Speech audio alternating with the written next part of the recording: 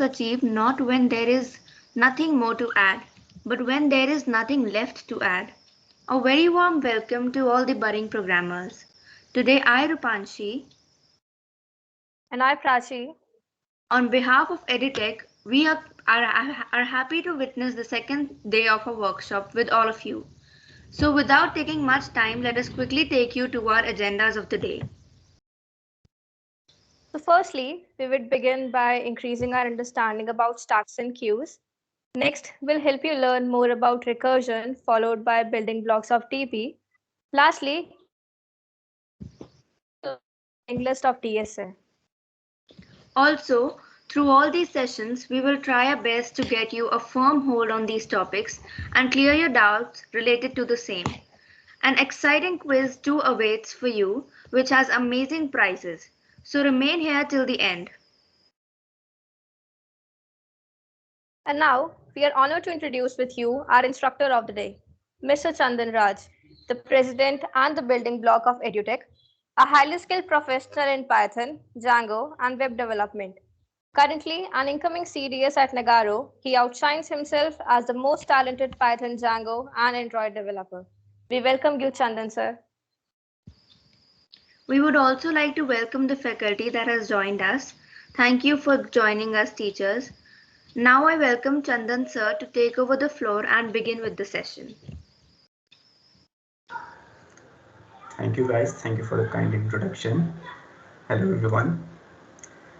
Just let me know if my screen is visible.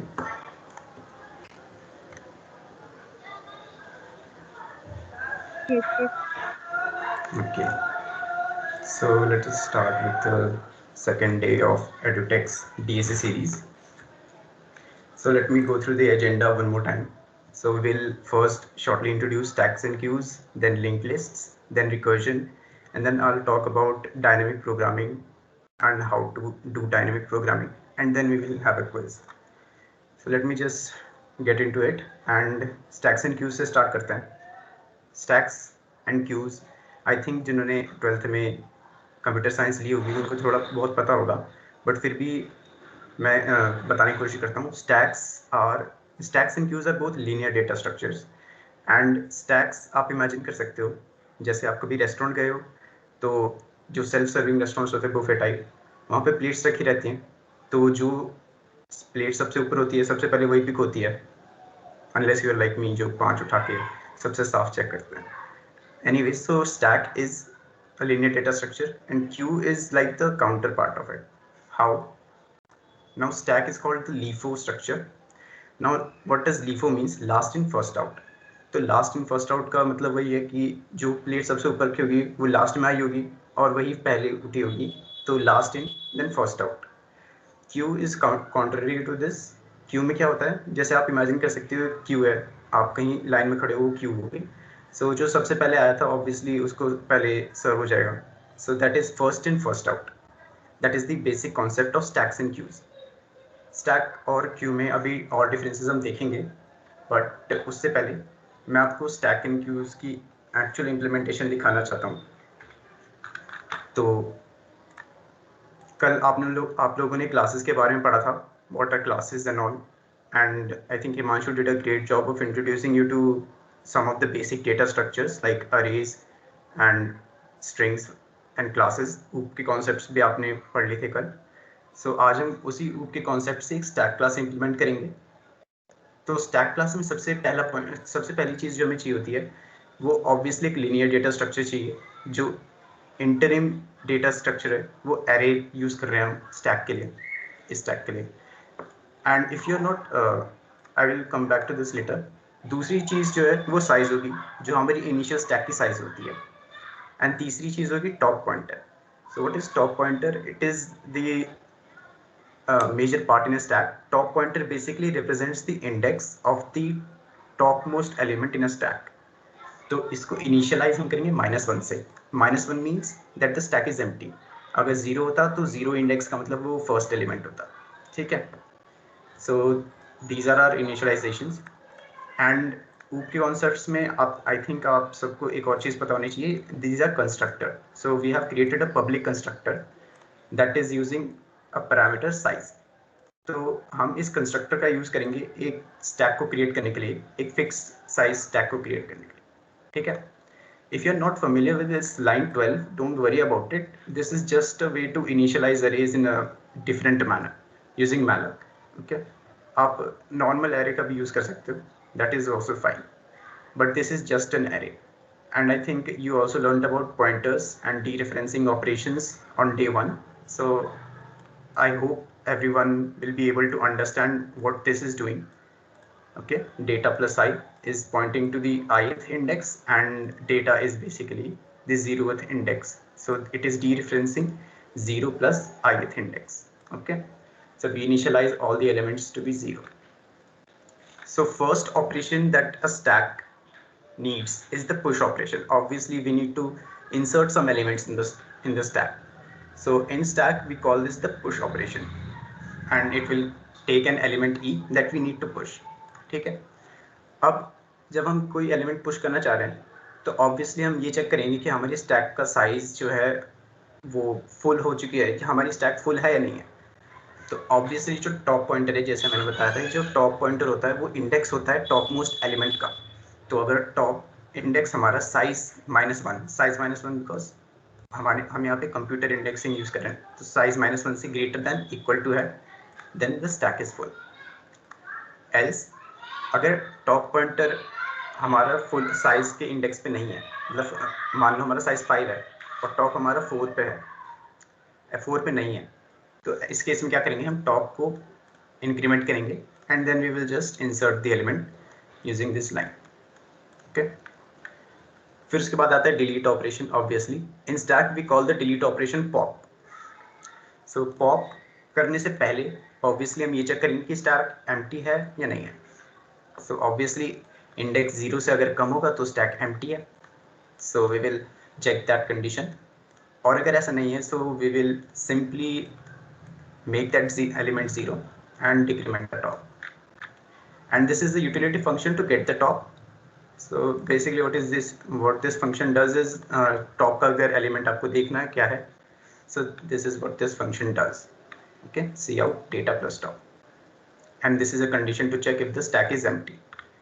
And show is also utility function जिसमें हम पूरी stack देख सकते हैं एक बार में।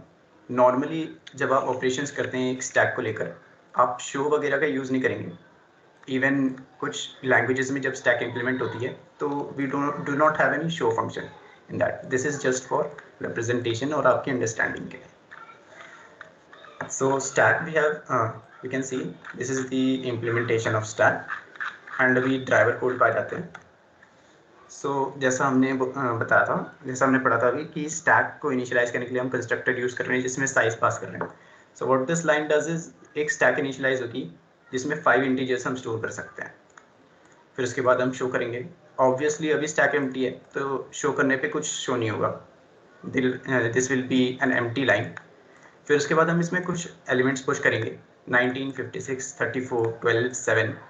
फिर ये 6th एलिमेंट है जो कि पुश नहीं हो सकता क्योंकि हमारी स्टैक का साइज 5 ही है, तो यहाँ पे हमें एक फुल स्टैक फुल एरर आ जाना चाहिए।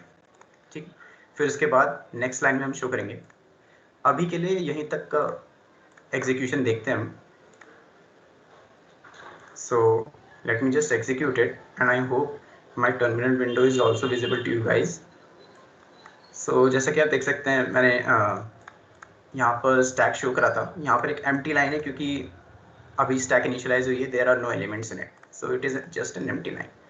फिर उसके बाद हमने 19, 56, 34, 12 एंड 7 इंसर्ट करने की कोशिश करी, वो इंसर्ट हो गई। 8 इंसर्ट नहीं हुआ, so it will give a stack full error. It must be an error, we just printed that the stack is full. फिर उसके बाद हमने स्टैक शो करा दिस लाइन, तो हमारी स्टैक ये है 19, 56, 34, 12, 7। अभी जो है ये नॉर्मल एक एरे की तरह लग रही है दिखने में, क्योंकि नॉर्मल एरे में भी हम ऐसे स्टोर कर सकते हैं, but the actual beauty of stacks comes in when we do pop and push operation simultaneously. तो हम क्या करेंगे, पहले टॉप एलिमेंट निकालेंगे। ऑब्वियसली जो हमने लास्ट में पुश करा था वो 7 था, तो टॉप हमारा 7 होना चाहिए, that is the get top. फिर उसके बाद हम 3 एलिमेंट्स पॉप करेंगे स्टैक में से। जो 3 रिसेंट एलिमेंट्स हमने पुश करे थे वो थे 34, 12 and 7. As you can see, 34, 12 and 7. 8 did not get pushed into the stack. Okay. So what we will be left with is 19 and 56. So the top is 56. And if we try to pop again 3 elements, we will get a stack empty error because there are only 2 elements in the stack. So that is your stack. Now similar to this, we come to the queue data structure. जैसे हमने stack में करा था वैसे ही हम Q में करेंगे, class को यूज करेंगे. अब क्यू में क्या है कि क्यू में भी हम एरे यूज करते हैं. क्यू भी हम एक स्टैटिक साइज से इनिशियलाइज करेंगे, बट क्यू का जो फंक्शन है वो स्टैक से थोड़ा डिफरेंट है. इसलिए हम 2 पॉइंटर्स यूज करेंगे, फ्रंट एंड रियर. फ्रंट का मतलब है जो एलिमेंट सबसे सामने है, और रियर का मतलब है जो एलिमेंट सबसे पीछे है. So initially we use 0 and 0. Front और रियर दोनों ही 0 है, इसका मतलब कोई भी एलिमेंट नहीं है. क्यू में जब भी आपका फ्रंट और रियर सेम इंडेक्स पे होता है तो इसका मतलब कोई भी एलिमेंट नहीं है. ठीक है. So what we do now is queue का भी कंस्ट्रक्टर बनाया हमने साइज के साथ, सेम जैसे हमने स्टैक के लिए करा था, नथिंग डिफरेंट. फिर उसके बाद क्यू में obviously we need insert and delete operations. तो उसके लिए हम एन क्यू और डी क्यू ये 2 फंक्शंस को इम्प्लीमेंट करते हैं. ठीक है. एन क्यू का मतलब क्या होता है, क्यू में इंसर्ट करना. तो ऑब्वियसली हम ये पहले चेक करेंगे कि क्यू फुल है या नहीं है. तो क्यू फुल है वो किससे चेक करेंगे हम, कि जो रियर इंडेक्स है हमारा वो साइज के इंडेक्स के इक्वल है या नहीं है, वो साइज के इक्वल है या नहीं. तो मैं आपको थोड़ा सा विजुअलाइज भी कर देता हूँ क्योंकि स्टैक से थोड़ा सा डिफरेंट है. सो बेसिकली जब आप इंसर्ट कर रहे होते हैं तो जो रियर का जो इंडेक्स होता है वो क्यू में एम्प्टी पोजीशन पे पॉइंट कर रहा होता है. इसलिए हम rear equals to size check करते हैं क्योंकि ये 4 होगा. This will be 4, 0, 1, 2, 3, 4. और रियर जो होगा वो 5 पे होगा. Rear will be 5. So we check if rear equals to size. ठीक है. If that is the case then the queue is full. अगर ऐसा केस नहीं है देन वी simply insert the element and rear को इंक्रीमेंट करेंगे. अब dequeue operation, delete operation, obviously जैसे हमने अभी देखा था क्यू में फ्रंट से पहले जाते हैं, तो जो पहले आए वो पहले जाएगा. So front element should be remove. लेकिन इससे पहले हमें ये क्या चेक करना है कि क्यू में कुछ एलिमेंट है भी या नहीं है. तो क्यू में जैसे मैंने अभी बताया था कि क्यू में अगर आपको चेक करना है कि एलिमेंट है या नहीं है तो बस ये चेक कर लीजिए कि फ्रंट इक्वल्स टू रियर है या नहीं. जो इंडेक्स हैं वो दोनों सेम पोजीशन पे है नहीं. This means there is no element. Why is this the case, क्योंकि जब हम फ्रंट और रियर सेम पोजीशन पे होंगे we know that rear must be at the empty position after the last element. So front and rear जब same point कर रहे होंगे so we will know that there is no element in the queue. So we print this message, and if that is not the case we know that there is some element. So यहाँ पर हम अगर array में आपने insertion वगैरह करी हो, फिर भी मैं बता देता हूँ, array में अगर deletion कर रहे हैं आप किसी भी index में, that is not the last index. तो अगर मैंने 56 को रिमूव करा है तो 34 को मैं इधर शिफ्ट कर दूंगा. that is what we are doing, this loop is doing. We shift the remaining elements and we simply decrement the rear. ठीक है. तो कुछ इम्प्लीमेंटेशंस में आप अगर देखेंगे तो वो फ्रंट को इंक्रीमेंट करते हैं. इस इम्प्लीमेंटेशन में हम रियर को डिक्रीमेंट कर रहे हैं, which is the same thing अगर आप सिंपल क्यू इंप्लीमेंट कर रहे हो. ठीक है. फिर उसके बाद get front is the utility function. We use this utility function to get the front element of the queue. Obviously हम फिर से चेक करेंगे क्यू एम्प्टी है या नहीं. And show likewise is a utility function to show the whole queue. So अभी मैं stack के कोड को कमेंट कर देता हूँ. उसके बाद हम क्यूज का कोड देखते हैं. This is the queue. Line by line हम इसको थोड़ा डिमिस्टिफाई करेंगे. Let us run this. So obviously we implemented queue using a class. हम उसको कंस्ट्रक्ट करेंगे साइज 5 से. 5 एलिमेंट्स हम स्टोर कर सकते हैं इस क्यू में एक टाइम पे. फिर उसके बाद डी क्यू ऑपरेशन ट्राई करेंगे। ऑब्वियसली हमारी क्यू जो थी वो पहले एम्प्टी थी, so dequeue will not work, it will throw an error that queue is empty, so that is what we see here, that the queue is empty. फिर उसके बाद हम इसमें फिर से एलिमेंट्स डालने की कोशिश करेंगे, जैसे हमने स्टैक में करा था 19, 56, 34, 12, 7, these will be inserted in the Q. Now the queue is full, तो 8 जो है वो इंसर्ट नहीं हो सकता। लाइन ठीक है, अभी दूसरी लाइन बनेगी, दूसरी क्यू यूज करो, so we get the queue full error, okay, and then we show the queue that is 19, 56, 34, 12 and 7 are the elements in the queue। फिर उसके बाद फ्रंट चेक करते हैं। ऑब्वियसली जो पहला एलिमेंट हमने इंसर्ट करा था वो लाइन 152 में यू कैन सी 19 था, तो हमारा फ्रंट जो होगा वो 19 है। फिर उसके बाद हम डी क्यू यूज़ करेंगे। डी क्यू से के ऑपरेशन से क्या होगा, 3 डी क्यू ऑपरेशन कर रहे हैं, डी क्यू 3 एलिमेंट्स, तो जो पहले 3 आए थे उनकी प्रोसेसिंग हो गई, तो 19, 56, 34 इनकी प्रोसेसिंग हो गई। सो 12 एंड 7 जो है वो लाइन में पीछे थे, वो बच रहे हैं। So we will try to get the front again and we will get 12. 12 जो है वो 7 से आ गया। So we will also try to do underflow condition। underflow का मतलब क्यू में कोई एलिमेंट नहीं है फिर भी हम उसमें ऑपरेशन कर रहे हैं, डिलीट हो रहा है, that is called an underflow. Overflow का मतलब होता है क्यू या स्टैक में हमारे पास पूरी फुल है फिर भी हम उसमें इंसर्ट करने की कोशिश कर रहे हैं, वो ओवरफ्लो हो गया। ठीक है, अभी क्या है, अगर हमने डी क्यू करने की कोशिश करी 3 मोर एलिमेंट्स को, तो we will get a queue empty error. ठीक, that is about the stack and queue. अभी ये तो स्टैक और क्यू के बारे में था, बट स्टैक और क्यू को यूज क्यों करें, व्हाट इज द इम्पोर्टेंस। तो स्टैक जो है वो रिकर्सिव सॉल्यूशंस में आप यूज कर सकते हो, जो कि हम और आगे पढ़ेंगे कैसे यूज कर सकते हैं। बट स्टैक के थोड़े से अगर आप और इंटरेस्ट है एक्सप्लोर करना चाहो तो कुछ प्रॉब्लम्स होती है, जैसे इनफिक्स को आपको पोस्ट फिक्स या प्रीफिक्स में कन्वर्ट करना है, you can use stack there. And queue जो है वो सिंपल है, queue is like first come first serve, तो शेड्यूलिंग एल्गोरिथम्स में यूज होती है। I will not go into detail क्योंकि थोड़ा अलग टॉपिक है वो, फिर भी इनकी इंपॉर्टेंस है एज अ डेटा स्ट्रक्चर। ठीक है, स्टैक एंड क्यू अगर किसी को क्वेश्चन है कोई तो you can ask in the chat.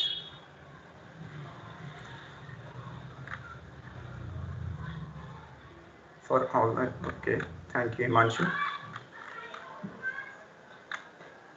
Okay, I think Himanshu is helping me out here, thanks a lot. Okay, so let us continue with the linked lists. So linked lists क्या होते हैं, अभी जैसे आपने primitive data structures पढ़े थे, array strings वगैरह, तो स्टैक आपने देखा अभी वो हमने क्लास में इम्प्लीमेंट करा था।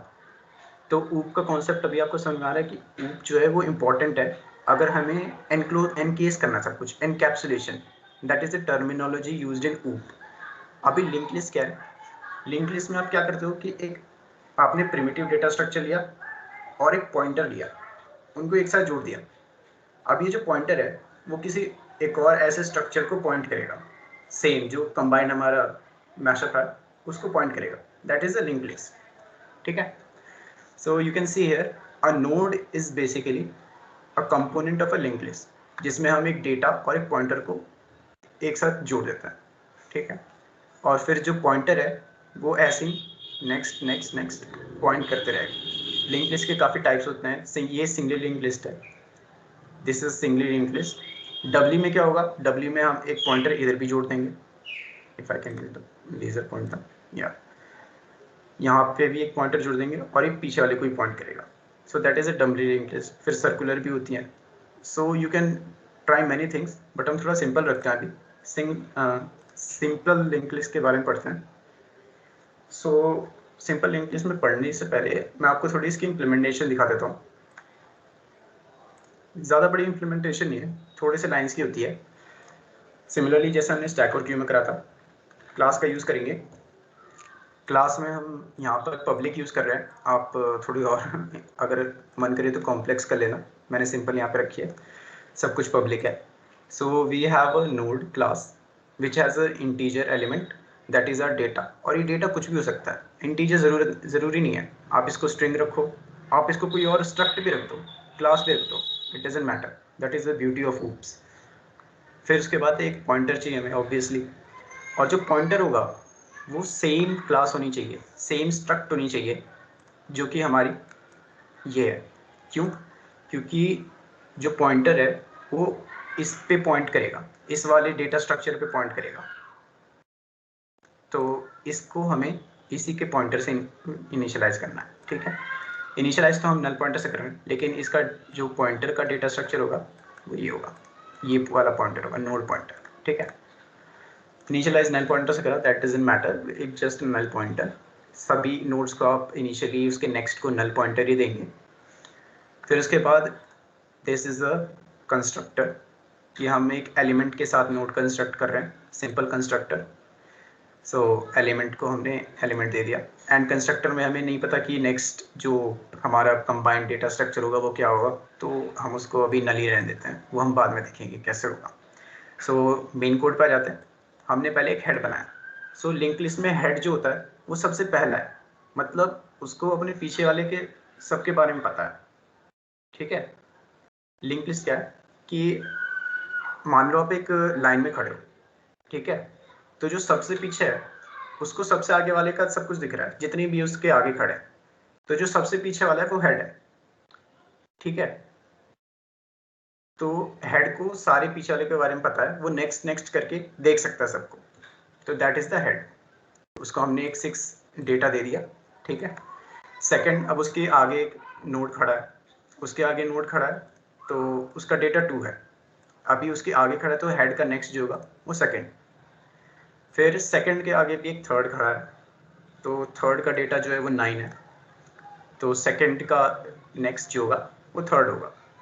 फिर उसके बाद जैसा कि मैंने अभी बताया कि हेड जो है वो सब किसी को भी देख सकता है आगे, तो अगर हम नेक्स्ट का ई देखें, यानी सामने वाले का एलिमेंट देखें, तो थर्ड, सेकंड, फर्स्ट जो सबसे पीछे है, तो सबसे पीछे क्या था, सबसे आगे मतलब 9 है अगर हम पीछे से देखें लाइन के। तो अगर इसे हम रन करें, so the element should be 9। Okay, that is a simple implementation of link list. अभी अरेज और लिंक लिस्ट में डिफरेंस क्या है, तो ये शायद आपको इंटरव्यूज़ वगैरह में अगर, या फिर आपको अगर थोड़ी सी क्यूरियोसिटी हो, और ये इम्पोर्टेंट भी है थोड़ा, तो लिंक लिस्ट का प्रो ये है कि एक डायनेमिक साइज़ है। तो बेसिकली एरेज जब आप डिक्लेयर करते हो तो आपको एक साइज़ पहले से चाहिए होता है कि इसी साइज़ की एरे बनेगी।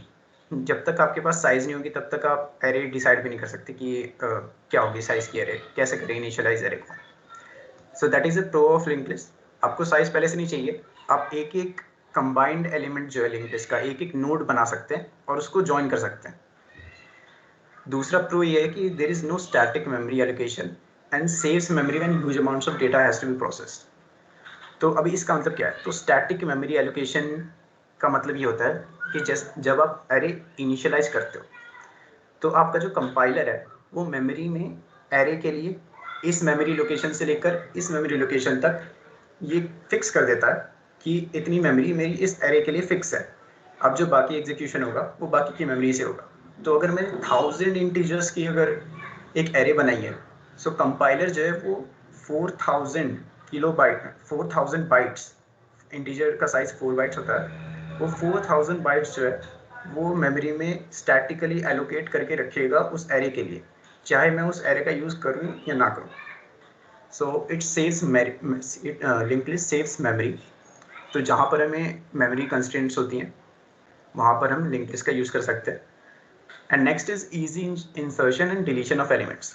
तो जैसे आपने पिछले में देखा था स्टैक्स एंड क्यूज में, जब मैं डिलीट कर रहा था स्टैक से तब मैं सारे एलिमेंट्स शिफ्ट कर रहा था, सॉरी क्यू में से डी क्यू करने के बाद सारे एलिमेंट शिफ्ट कर रहा था। वो एरे में डिलीशन के बाद आपकी जो एम्प्टी स्पेस है उसको आप एम्प्टी तो रखेंगे नहीं, क्योंकि 19 के बाद मान लीजिए मेरा नंबर 20 है, फिर उसके बाद 21 है, अगर मैं 20 डिलीट करता हूँ तो 19 के बाद अगर मैं कुछ भी एक्सेस करूँगा तो वो तो गार्बेज वैल्यू होगी अगर मैंने डिलीट कर दी वहाँ से। तो उसके लिए हम क्या करते हैं, सारे एलिमेंट्स जो उसके लेफ्ट उसके राइट में होंगे उनको लेफ्ट एक एक शिफ्ट कर देते हैं। तो एरेज में डिलीशन की जो कम्प्लेक्सिटी होती है वो इसकी वजह से होती है। बट लिंक लिस्ट में क्या है, लिंक्ड लिस्ट में हम पॉइंटर्स का यूज़ करते हैं। पॉइंटर्स का यूज़ करने का फ़ायदा ये है कि अगर मेरा नेक्स्ट अगर डिलीट हो रहा है तो पिछले वाले का नेक्स्ट जो है मैं डायरेक्टली उसके नेक्स्ट के नेक्स्ट वाले पे पॉइंट कर दूंगा और मेरी डिलीशन हो जाएगी वहाँ से। इंसर्शन ईजी क्यों है? फॉर द सेम रीज़न, अगर मुझे एरे के बीच में कहीं इंसर्ट करना है सो मैं पहले वहाँ पे एक स्पेस बनाऊंगा, सारे एलिमेंट्स को राइट शिफ्ट करूँगा, फिर उसके बाद जो स्पेस होगी वहाँ पे एलिमेंट इंसर्ट करूँगा। बट लिंक लिस्ट में ऐसा नहीं करना पड़ता। लिंक लिस्ट में अगर आपको इंसर्शन करनी है तो बस आपको पॉइंटर्स को इधर उधर चेंज करना होगा। जो नया एलिमेंट आएगा उसके पिछले वाला एलिमेंट उसको पॉइंट करेगा और नए एलिमेंट का नेक्स्ट जो होगा जो पिछले वाला उसको पॉइंट कर रहा था उसको पॉइंट करेगा। ठीक है, मैं ज़रा हैंड जेस्चर से बढ़ के आगे थोड़ा आपको ड्रॉ करके दिखा देता हूँ व्हाट आई मीन।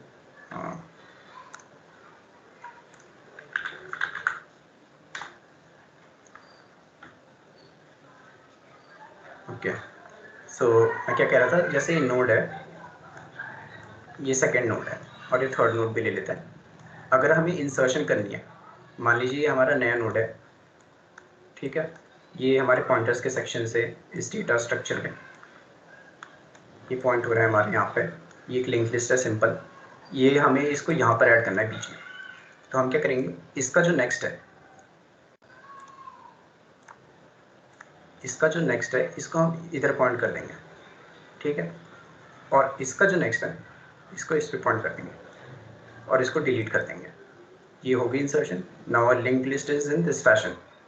ठीक है, तो अगर आप थोड़ा सा और मेमोरी के बारे में सोचेंगे इसमें, तो you can say link list are not linear structures और उसमें कंटिगुअस मेमोरी एलोकेशंस नहीं होती हैं। अगर किसी को डाउट है कंटिगुअस क्या होता है, देन दे कैन आस्क।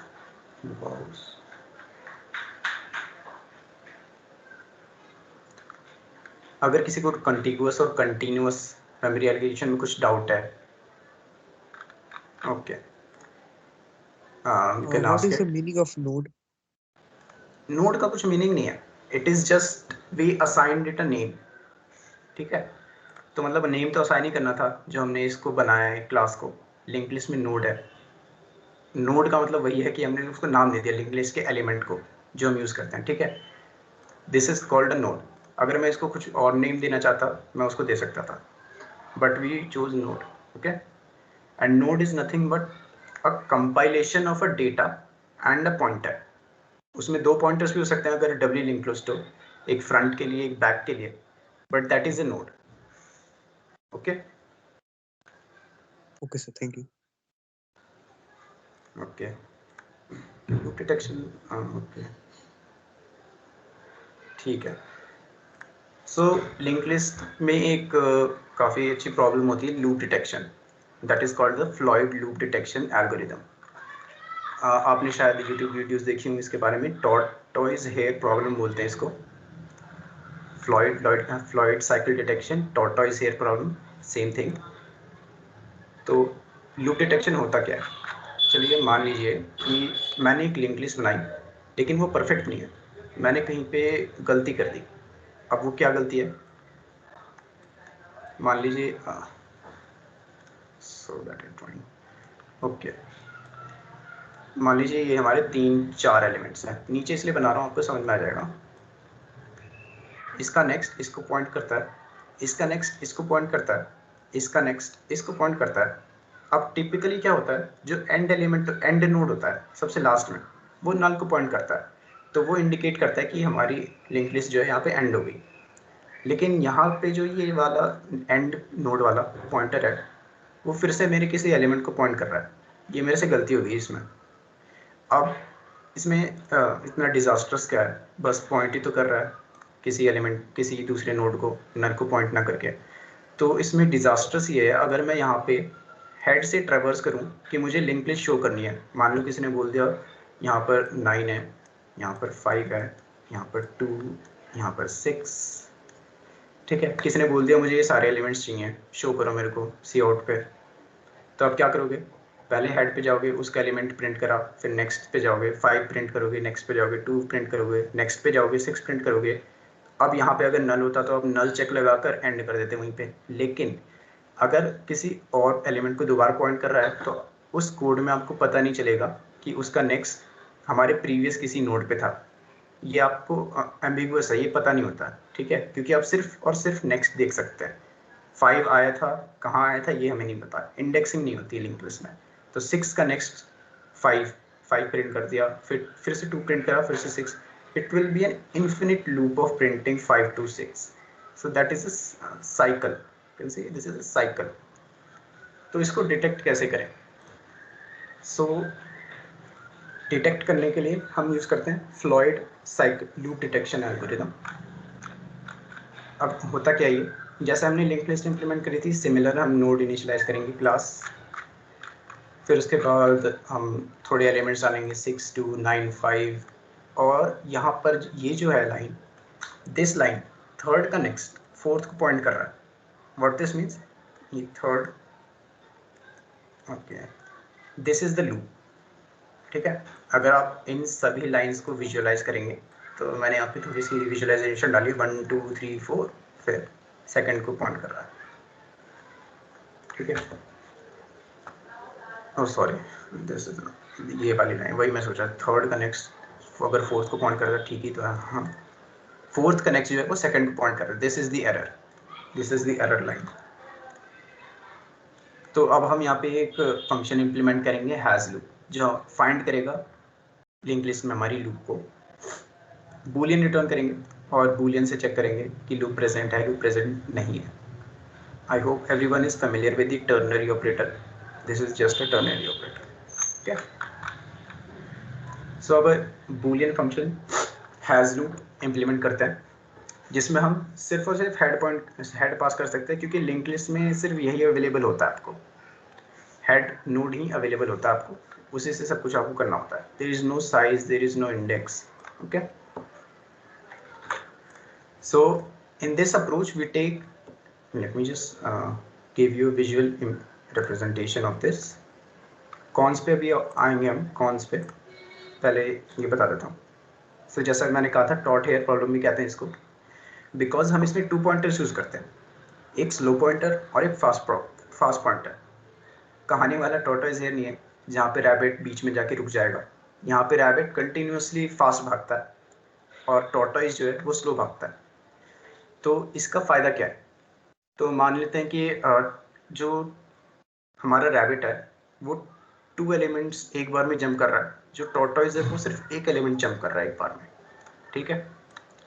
तो अगर वो एक एलिमेंट जंप करता है और टॉर्टोइज हमारा 2 एलिमेंट्स जंप करता है, तो मान लो हमारा जो रैबिट है, हमारी लिंक लिस्ट में ऐसा कोई साइकिल था ही नहीं, हमारा जो रैबिट है वो कभी ना कभी जाके किसी नल पॉइंटर पे अटक जाएगा, ठीक है। तो हम कह सकते हैं कि जो हमारा फास्ट पॉइंटर था उसने आगे जाके हमें ये बता दिया कि कोई भी साइकिल है नहीं। लेकिन अगर साइकिल है तो रैबिट को तो ये नहीं पता कि साइकिल है या नहीं है, वो तो बस अपनी धुन में बस साइकिल करता रहेगा। लेकिन जो टॉर्टोइज है he will eventually catch up to the rabbit, ठीक है। एक एक स्टेप करके he will eventually catch up. Rabbit यहाँ से यहाँ आ गया, 2 से फिर वापस 3 चला गया, बट जो टॉर्टोइज है वो धीरे धीरे करके he will catch up to the rabbit, क्योंकि साइकिल में वो घूमे जा रहा है और टॉर्टोइज भी उसी साइकिल में, लेकिन एक दुगनी स्पीड से जा रहा है, एक सिर्फ एक फिक्स स्पीड से जा रहा है। यू कैन इमेजिन इट जैसे आपके पीटी सर ने आपको राउंड लगाने बोल दिया एंड आपका जो फ्रेंड है वो आपसे बहुत धीरे है, you are twice faster than your friend, so you will get a chance कि किसी ना किसी एक लैप में you will get a chance to high five him in between and taunt him that is he is 1 lap behind. So they will meet at some point. That is the concept of taught here of Floyd detection, Floyd loop detection.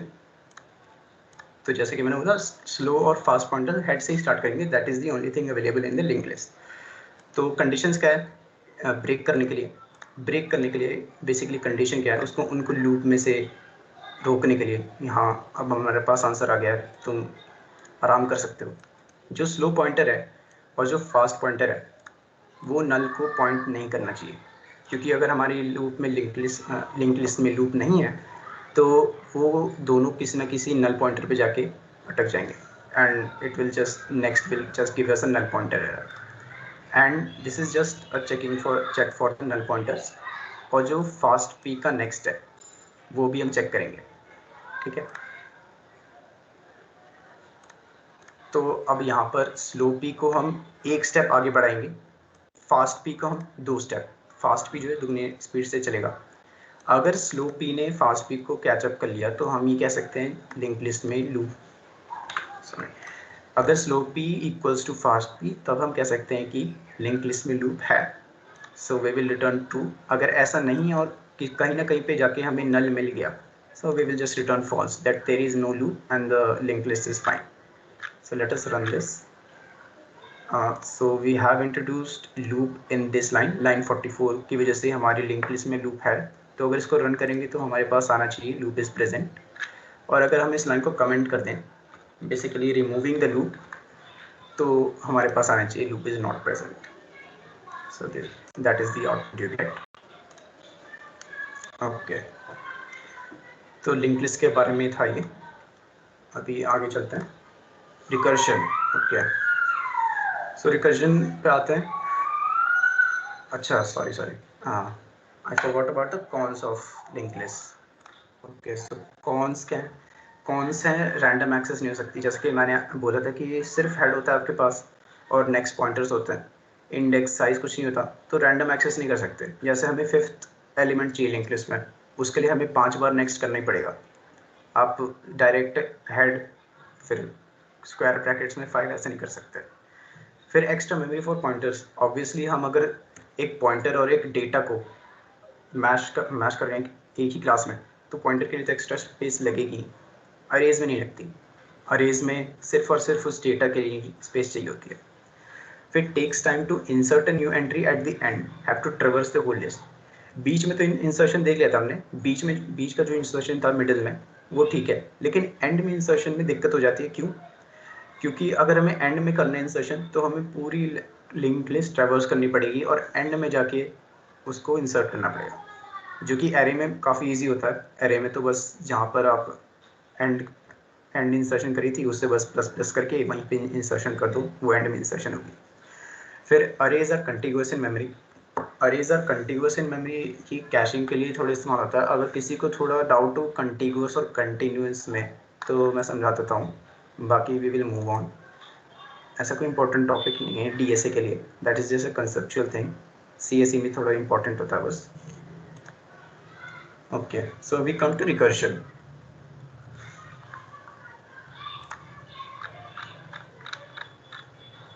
Okay, no doubts.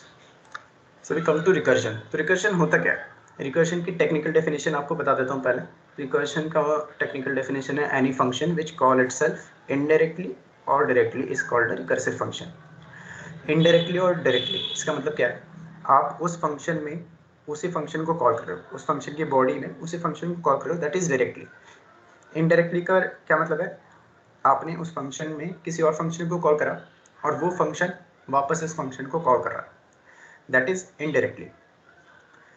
और the sequence of small problems must eventually converge on the base case. ये recursion के लिए, infinite recursion रोकने के लिए, basically recursion तो आप बिना बेस केस के भी कर सकते हो, बट वो इन्फिनिट रिकर्जन होती है जो कि एडवाइजेबल बिल्कुल नहीं है। So we need to have a base case. What is a base case? It defines a condition for breaking the recursion. तो एक एग्जांपल से देखते हैं, बहुत ही सिंपल एग्जांपल है,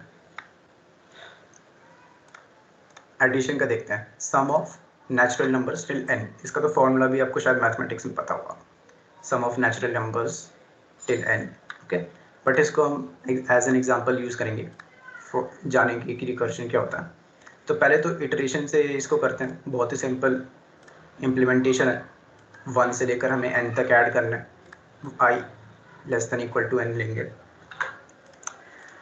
ठीक है। फिर सम एक इनिशियली हमने 0 ले लिया, उसमें ऐड करते जाएंगे नंबर्स, हमारे पास सम आ गया, ठीक है। फिर इसी just ignore this part for now, इसमें अभी आता हूँ। रिकर्सिव इम्प्लीमेंटेशन देखते हैं।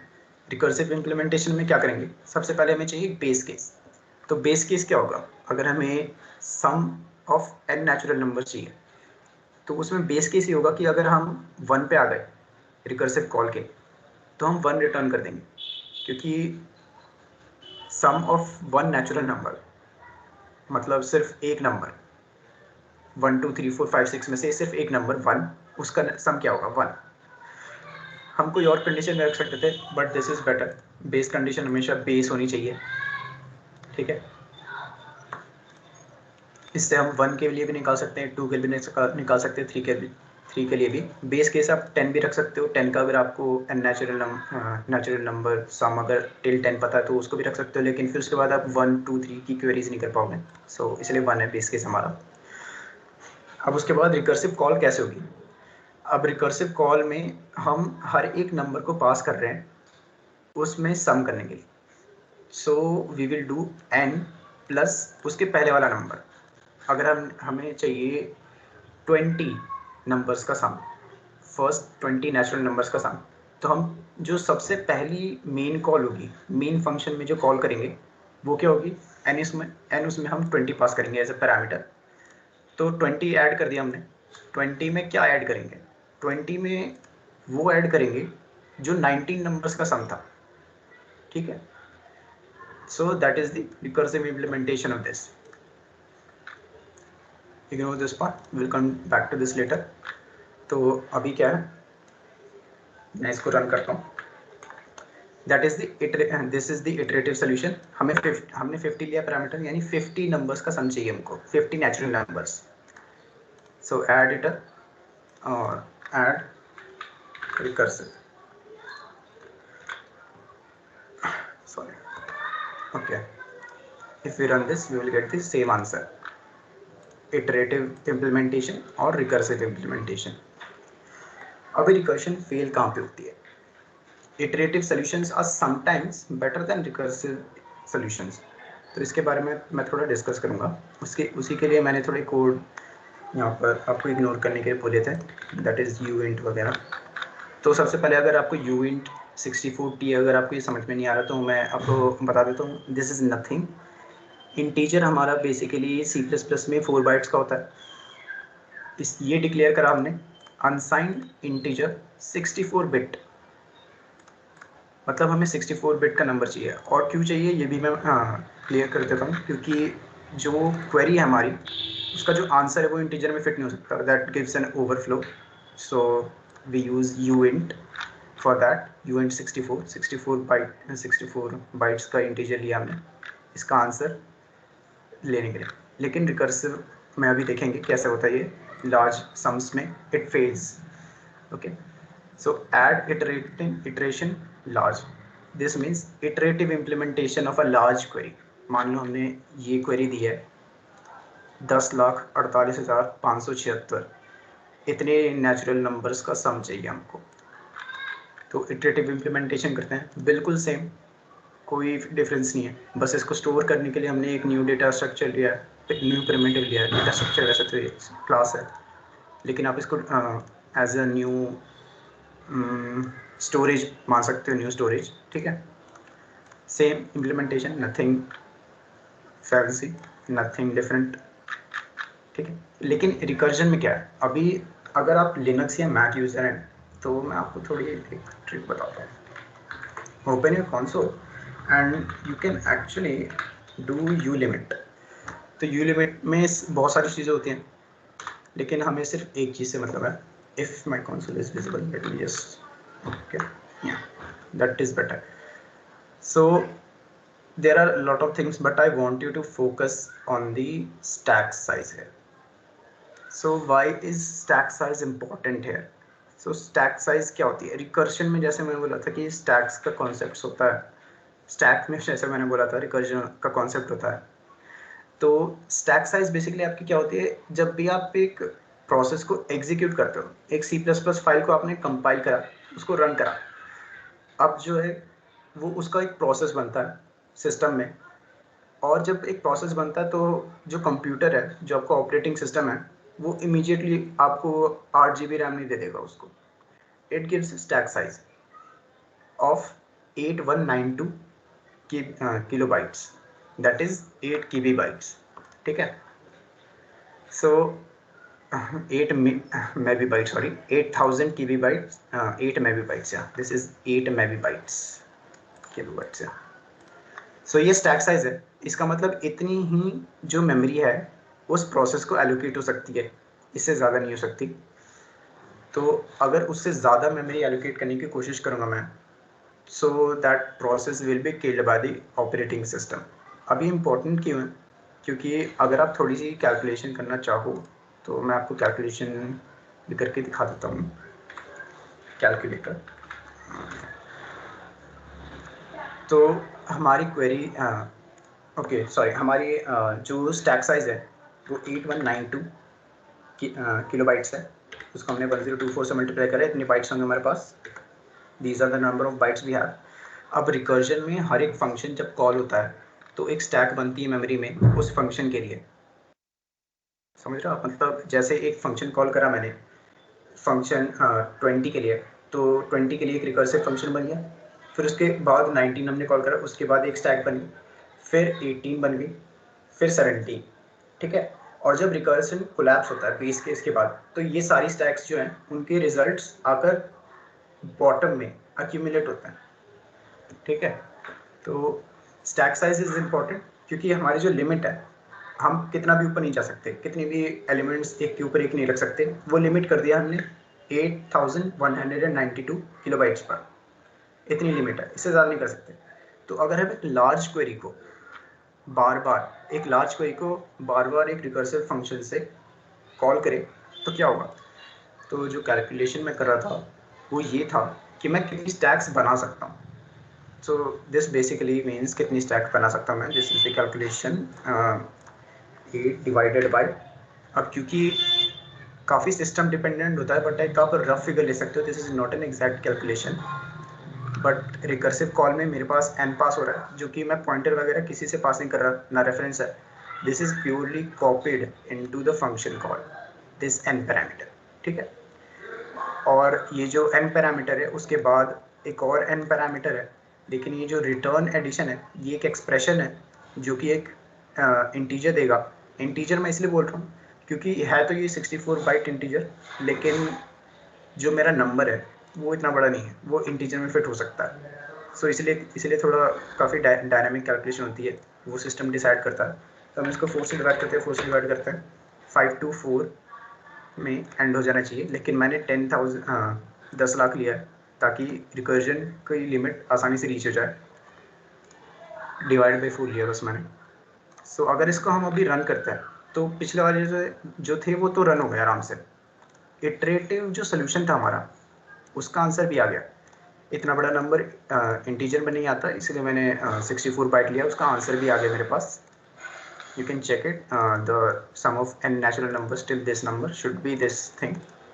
And break recursion basically code null का मतलब होता है segmentation fault आया है हमारे में, तो we will see this better in a terminal.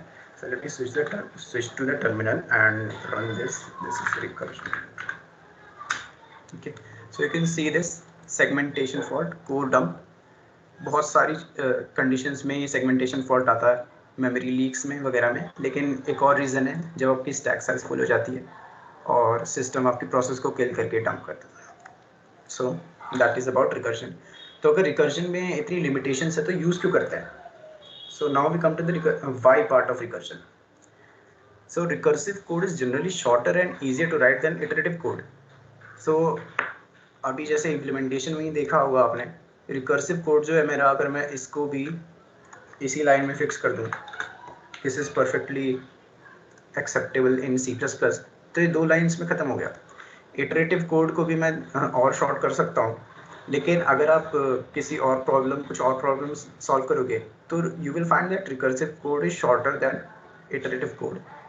और इटरेटिव कोड में आपको बहुत सारी कंडीशंस को सोचना भी पड़ता है कि हम मेरा आई जो है वो कहाँ पे एंड होगा, i++ से होगा या फिर ज़्यादा चीज़ से ज़्यादा नंबर से इंक्रीमेंट करना है, मल्टीप्लिकेशन होगा, कैसे इंक्रीमेंट होगा, इसमें कंडीशंस क्या होगी। कई बार आपको इनिशियल पैरामीटर्स भी लेने पड़ते हैं, जैसे यहाँ पे सम लिया मैंने, और कई बार आपको लूप इन्वेरिएट्स भी लेना। लूप इन्वेरिएट्स वही है जो मतलब ये सम जो है वही लूप इन्वेरिएट है, ये टर्म है। आपको अगर पसंद नहीं है तो मतलब अगर समझ नहीं आता तो मैं बता दूंगा, लेकिन sum is loop invariant in this condition, और वही रिटर्न कर रहे हैं. ठीक है. Sir, what is a iterative code? Alt, can you repeat that please? Sir, iterative code, iterative solution, which you have wrote Okay, the so line 37. Okay, line 37 iterative solution.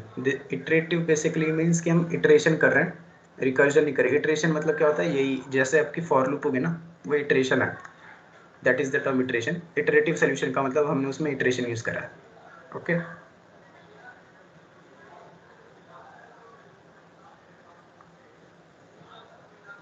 Okay, so now we come to the why part, the second point. Recursion is most useful for tasks that can be defined in terms of similar subtasks.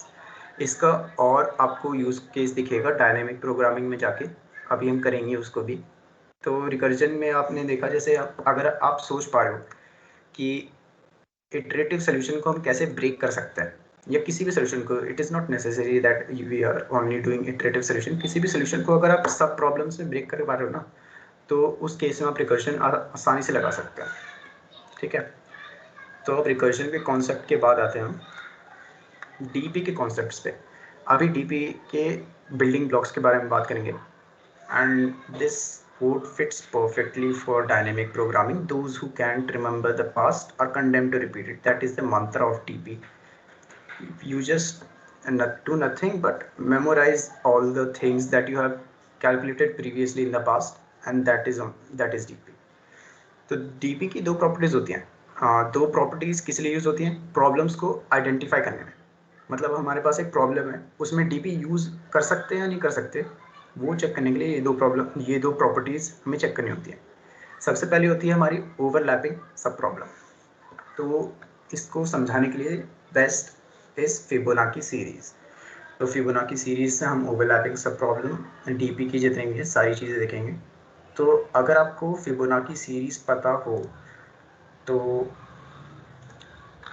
Fibonacci series basically क्या होती है, zero से start करा, 1 है, ये दो number हमें चाहिए होते हैं फिबोनाची सीरीज में.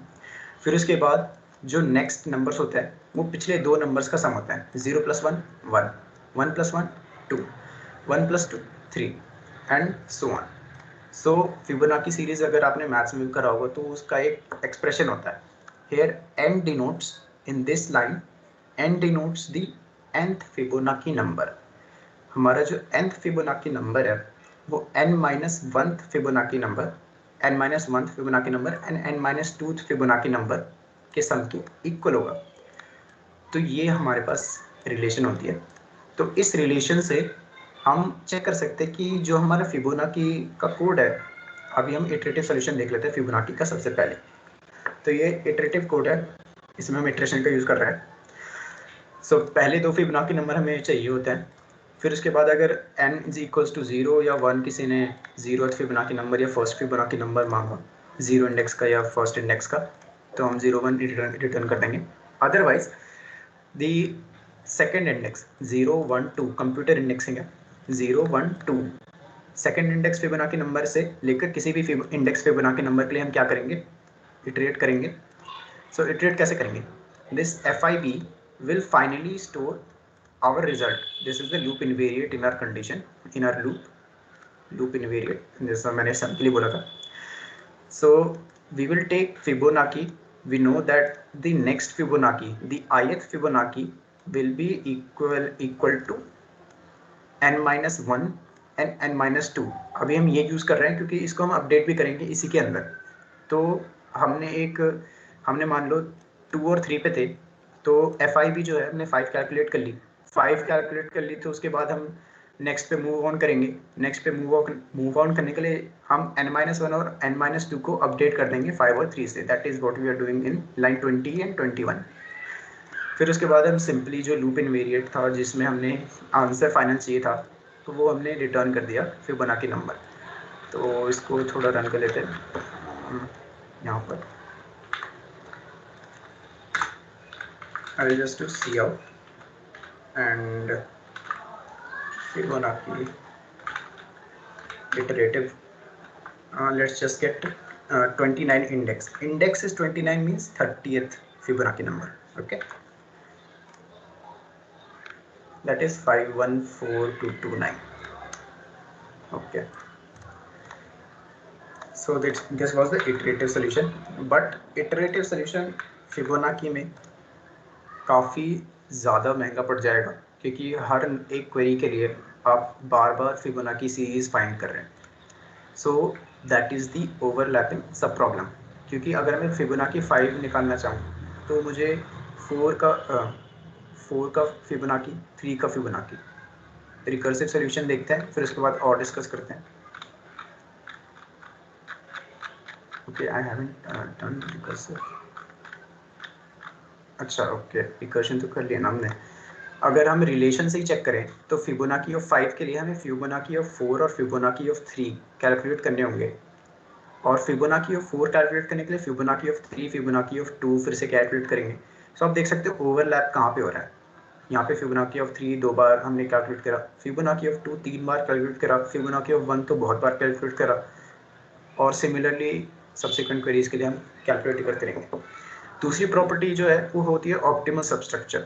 ऑप्टिमल सबस्ट्रक्चर फिबोनाची सीरीज के लिए वही है जो हमारा रिलेशन था, Fibonacci of n equals to Fibonacci of n-1 plus Fibonacci of n-2. Optimal substructure की टेक्निकल डेफिनेशन ये होती है कि आपका जो सोल्यूशन है, जो आप न्यू क्वेरी का सोल्यूशन निकालना चाह रहे हो, उसका जो सोल्यूशन वो आपने जो पहले क्वेरीज डाली थी उनके सोल्यूशन से निकल आए.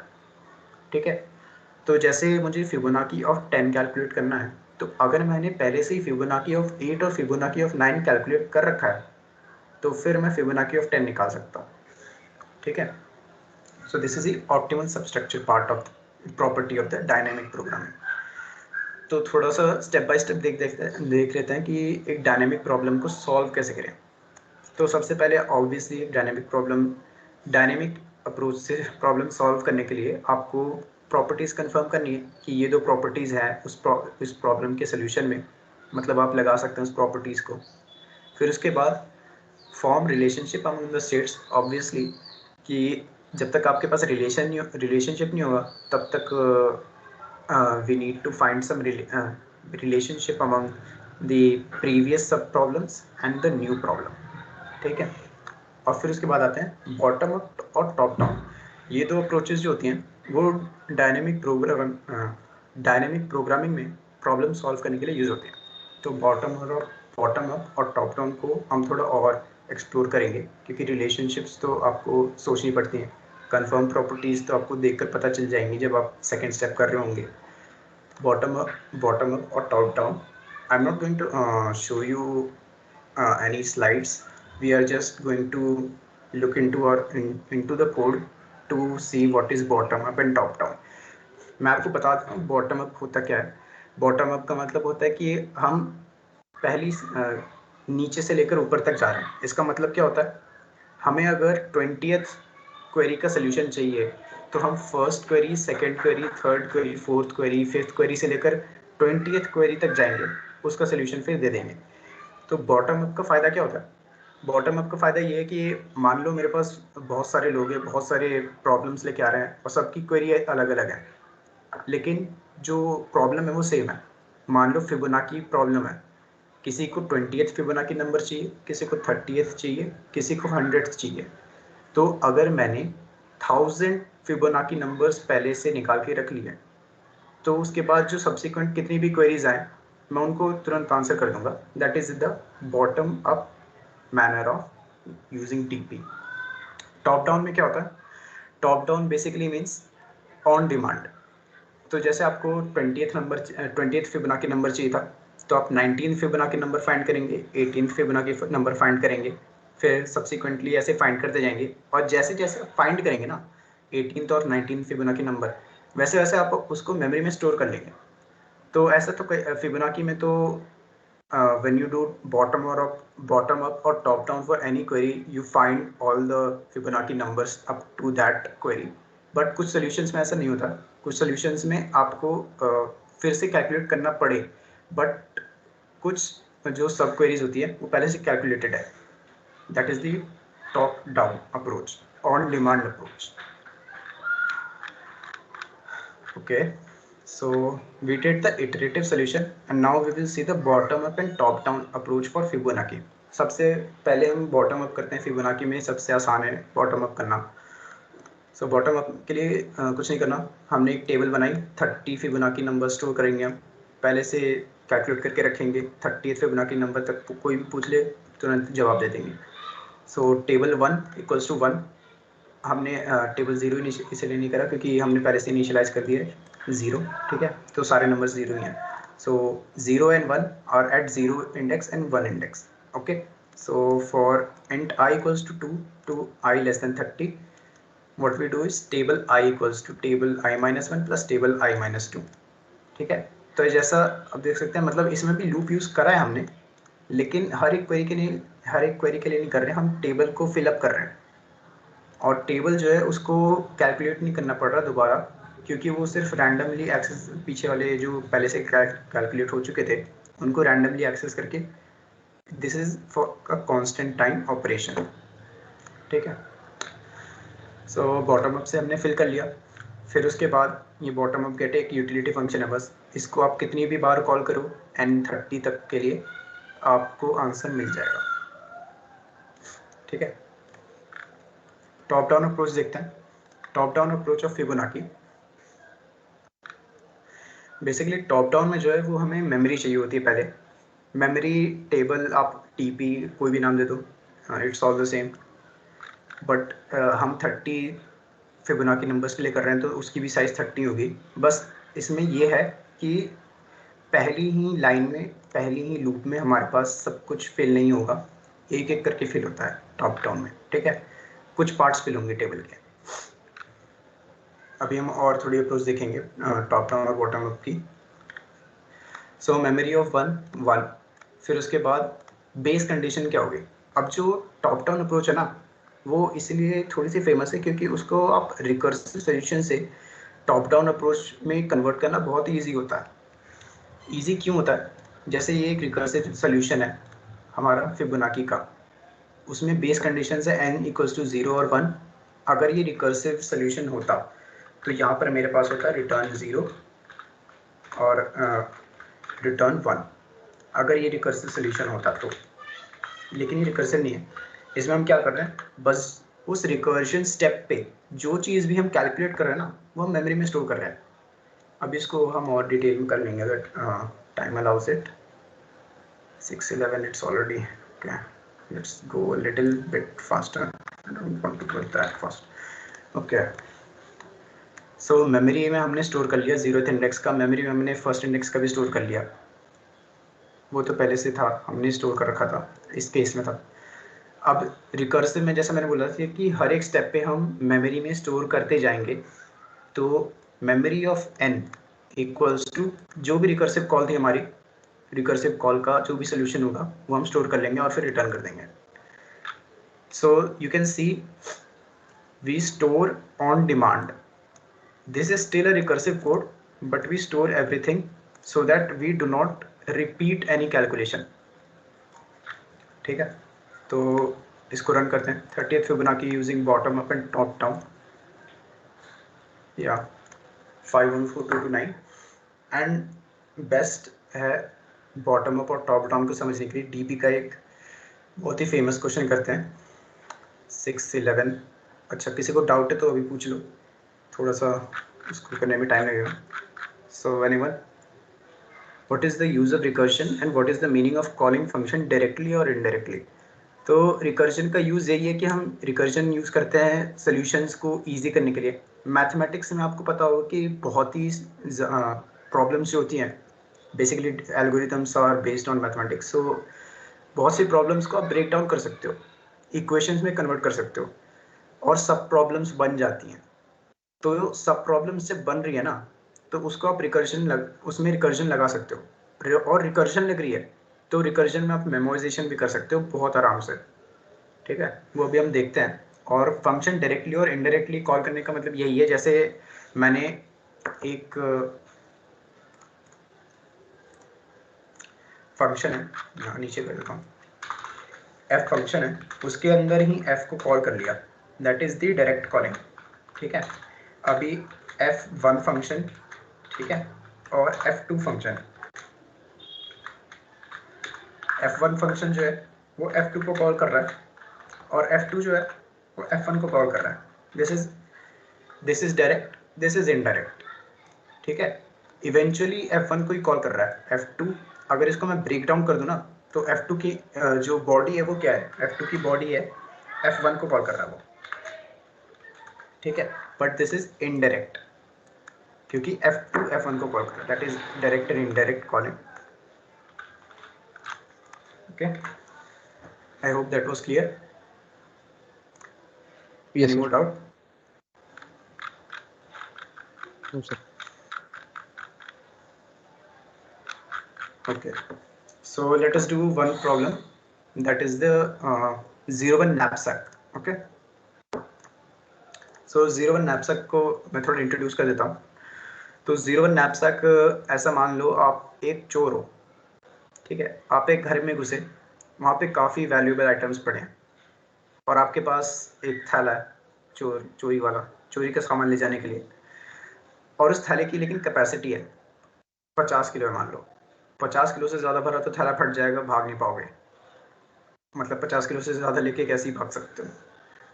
फिर उसके बाद अच्छा सॉरी, फिर तो आपको चेक करना है उस घर में जो चीज़ें पड़ी हैं उसमें से आपको जो अपना थीफ का जो हाइस्ट का अमाउंट है वो मैक्सिमाइज करना है, दैट इज़ द 01 knapsack। और इसमें 01 इसलिए कहते हैं क्योंकि आप एक आइटम या तो चुरा सकते हो या तो नहीं चुरा सकते, आप उसको काट कर या आधा करके नहीं ले जा सकते, ठीक है। उसकी वैल्यू डिस्ट्रॉय हो जाएगी if you try to do that. Okay, so in 01 knapsack भी फर्स्ट ड्राइवर कोड में आपको वैल्यूज़ इनिशियलाइज कर देता हूँ। वैल्यूज़ मतलब हमारे पास 3 आइटम है चोरी करने के लिए, that is n number of items. अब उन 3 आइटम्स की हमने वैल्यूज़ इनिशियलाइज कर दी हैं कि इन 3 आइटम्स की ये वैल्यूज़ हैं 50 rupees, 100 rupees, 75 rupees, and the weight of those items is 20 kgs, 30 kgs, 10 kgs, ठीक है। और हमारे पास जो बैग है हम 50 किलो से ज़्यादा लेके नहीं भाग सकते। तो आप चैट में एक बार इसका सोल्यूशन आप खुद से सोच के लिख दो कि इसका सोल्यूशन क्या होना चाहिए, ठीक है। तब तक मैं knapsack के रिकर्शन के बारे में थोड़ा बताता हूँ। ये वैल्यूज़ हैं आपके पास, write in the chat box what you think should be the answer, the maximum value of the maximum highest value that we can obtain, ठीक है। तो अब रिकर्सिव सोल्यूशन पाते हैं इसके। तो इसका रिकर्सिव सोल्यूशन आया कहाँ से? तो knapsack का रिकर्शन सोल्यूशन आता है यहाँ से कि जब आप एक आइटम पे हो, उस आइटम को देख रहे हो, तो आपके पास 2 चॉइसेस हैं, या तो आप उस आइटम को लोगे या उस आइटम को नहीं लोगे, ठीक है। तो अगर आप उस आइटम को लेते हो और फिर नेक्स्ट आइटम पे मूव करते हो तो वो एक कंडीशन होती है। फिर दूसरी कंडीशन होती है आप उस आइटम को नहीं लेते और दूसरे आइटम पे मूव करते हो, वो दूसरी कंडीशन होती है। सो knapsack में we have that recursion, that kind of recursion, to choose or not to choose। ऐसे बहुत सारे प्रॉब्लम्स होते हैं जहाँ पर आपके पास टू चूज़ और नॉट टू चूज़ वाली सिचुएशन होती है, वहाँ पे आप रिकर्शन यूज़ कर सकते हो एंड कॉन्सिक्वेंटली मेमोराइजेशन भी यूज़ कर सकते हो। एंड बॉटम अप भी देखेंगे, बॉटम अप इंटरेस्टिंग नहीं है। सो knapsack का रिकर्शन सोल्यूशन देखते हैं। तो सबसे पहले हम knapsack के रिकर्सिव सोल्यूशन में पास क्या करेंगे, हमें इसमें क्या क्या चाहिए, वैल्यूज़ चाहिए और वेट एरे चाहिए। वैल्यूज़ एंड वेट एरे क्यों चाहिए, वो तो स्टैटिक है, वो तो हमें वैल्यूज़ मतलब एक्सेस करनी होती है जब भी हम एक रिकर्शन कॉल, एक फंक्शन कॉल में जाते हैं, और वेट भी, ये तीनों स्टैटिक है, ये तीनों स्टैटिक वैल्यूज़ हैं। ये हमें बस चाहिए कि हम एक्सेस कर सकें इन वैल्यूज़ को, ठीक है। एन जो है यहाँ पे क्या रिप्रेजेंट कर रहा है, एन का मतलब है देखना नेचुरल इंडेक्सिंग आइटम की। तो आपके पास पहला आइटम, दूसरा आइटम, तीसरा आइटम, 0 1 2 3 मत सोचना, 1 2 3 4 सोचना, ठीक है। नेचुरल इंडेक्सिंग, ठीक है। तो बेस केस क्या होगा, अभी हम कहाँ से शुरू करते हैं, एंड आइटम से शुरू करते हैं, लास्ट में जो आइटम पड़ा है वहाँ से शुरू करते हैं और बैक टू बैक वर्क करते हैं। रिकर्सिव सोल्यूशन नैपसैक का ऐसा आता है। तो बेस केस क्या होता है कि या तो हमारा थैला फुल हो गया, वेट इक्वल्स टू 0, या तो हमारे पास कोई आइटम बचा ही नहीं, ठीक है, क्योंकि आप चूज़ करो ना हर एक आइटम में से, तो आप ये आइटम चूज़ नहीं कर रहे, ये आइटम चूज़ कर रहे हो, ये आइटम चूज़ नहीं कर रहे। अब तीनों आइटम ओवर हो गए, हमारे पास n0, no item remaining, we return 0, मतलब हाईएस्ट वैल्यू यहाँ पर 0 हो गई। अब 0 क्यों रिटर्न कर रहे हैं, आंसर क्यों नहीं रिटर्न कर रहे, क्योंकि 0 जो है यहाँ पर जो एक रिकर्सिव कॉल है वो ये रिप्रेजेंट कर रही है कि मेरे पास इतने आइटम्स हैं और इतनी वेट कैपेसिटी है, तो मेरा जो मैक्सिमम हाईएस्ट वैल्यू होगा वो क्या होगा। तो अगर मेरे पास 0 आइटम्स हैं और 0 कैपेसिटी है मेरी कैरी करने की, तो मेरी जो हाईएस्ट वैल्यू है वो तो 0 है। So that is the base case. तो अभी आते हैं कि मान लो हमारे पास एक आइटम है लेकिन उसकी जो वेट है वो कुछ ज़्यादा भारी है, 100 किलो का है, अब उसको उठा ही नहीं सकते। तो उसको एक्सेस करने के लिए अभी जो वेट है वो एक एरे है, सो इंडेक्सिंग के लिए हमने n-1 यूज़ करा है, नेचुरल इंडेक्सिंग है हमारी, वो देख लेना आप एक बार कि हमने इंडेक्स करने के लिए उसको n-1 करा है। बट जो ये वाला आइटम है हमारा, अगर उसका वेट एरे में हमारे रिमेनिंग वेट, ये जो W है ना, इसको आप 50 मत सोचो, ये जो W है ना वो हमारा इस फंक्शन कॉल में कितना वेट हम कैरी कर सकते हैं वो है, कितना थैले में और भर सकते हैं वो है। तो अगर इस आइटम का वेट मेरी रिमेनिंग वेट से ज़्यादा है तो क्या होगा, तो हम उस आइटम को छोड़ देंगे। उस आइटम को अगर हम छोड़ रहे हैं तो फिर बाकी आइटम्स के लिए हम चेक करेंगे, n-1 चेक करेंगे, मतलब उस आइटम को छोड़ दिया तो एक आइटम घट गया, बट वेट तो हमारा वही है, अभी भी थाली में 3 जगह है, तो हम ऐसे knapsack recursion with value weight the remaining weight and the one less item we will call it. अब फिर उसके बाद आते हैं कि वेट भी हमारे पास, तो 2 कंडीशन जैसे मैंने कहा था, टू चूज़ और नॉट टू चूज़, तो ये 2 कंडीशन होती हैं। उसमें से ऑब्वियसली क्योंकि हमें मैक्सिमाइज करना है तो हम मैक्स का यूज़ कर रहे हैं। अब मैक्सिमाइज कर रहे हैं तो हमने ये पहली जो कंडीशन है ये चूज़ करने वाली कंडीशन है। चूज़ करने वाली कंडीशन क्या होती है कि हमने उस आइटम को थैले में रख लिया, तो उसका मतलब क्या हुआ कि जो हमारी हाईएस्ट वैल्यू है वो उस आइटम की वैल्यू से, now here n-1 is just use for indexing, वो nth आइटम ही है, उस nth आइटम की वैल्यू को ऐड कर लिया हमने अपनी हाईएस्ट वैल्यू में, ठीक है, हाईएस्ट वैल्यू में ऐड कर लिया। तो उसके बाद फिर हम नेक्स्ट आइटम्स में मूव करेंगे, उसको तो हमने रख लिया, तो जो फंक्शन कॉल होगा उसमें हम वेट माइनस कर देंगे, क्योंकि हमारा जो रिमेनिंग वेट होगा वो कम घट जाएगा, क्योंकि वो हमने थैले में डाल लिया तो उसका वेट भी ऐड हो गया थैले में, फिर n-1 आइटम्स बच रहे होंगे हमारे पास। और ये जो दूसरी लाइन है वो रिप्रेजेंट करती है कि हमने उस आइटम को चूज़ नहीं करा, तो W जो है वो हमारा जो रिमेनिंग वेट था वो तो रहेगा ही हमारे पास, और n-1 एक आइटम कम हो गया क्योंकि हमने उसको चूज़ नहीं करा। सो that is the recursive solution of knapsack, यही आपको रिटर्न करना है, मैक्सिमम ऑफ दिस, ठीक है। इसको हम एक बार रन करते हैं, इन सबको comment out, and using recursion we get the maximum highest value that we can get is 175, 30 kgs and 10 kgs, ठीक है।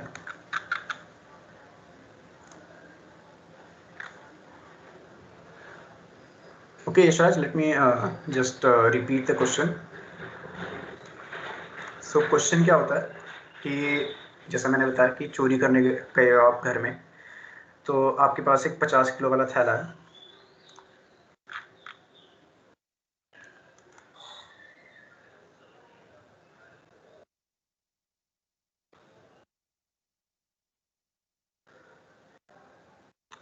ओके। सो जैसे मैंने बोला था कि 50 किलो वाला थैला है, तो उसमें आप आइटम्स डाल रहे हो, वेट है आइटम्स का, और उन आइटम्स की वैल्यू है, तो आपको वैल्यू जो है मैक्सिमाइज करनी है उन आइटम्स की, जितनी भी आप आइटम्स लोगे, और 0-1 का मतलब है आप या तो चूज़ करोगे या तो चूज़ नहीं करोगे, ठीक है। So that is the recursive code, and उसका सोल्यूशन 175 आ गया हमारे पास। तो अभी रिकर्जन तो कर लिया हमने, लेकिन डीपी कैसे लगाएं इसमें, 23, ओके। डीपी लगाने के लिए हम क्या करेंगे, पहले मेमोराइजेशन देख लेते हैं, क्योंकि रिकर्जन से मेमोराइजेशन पे जाना काफ़ी इजी होता है। कैसे इजी होता है वो अभी आपको क्लियर हो जाएगा।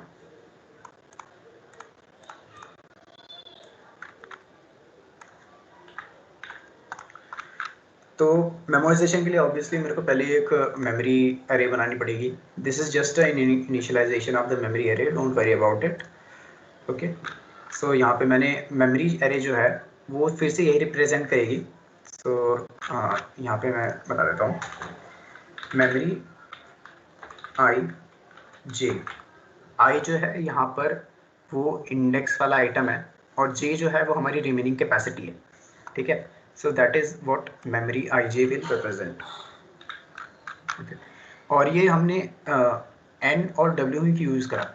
जैसे हम यहाँ पर अगर देखें तो हमने वेट और nth इंडेक्स को क्यों लिया, क्योंकि अगर आप रिकर्सिव सॉल्यूशन में देखोगे ना, तो these are the only two things that are being change in every function call.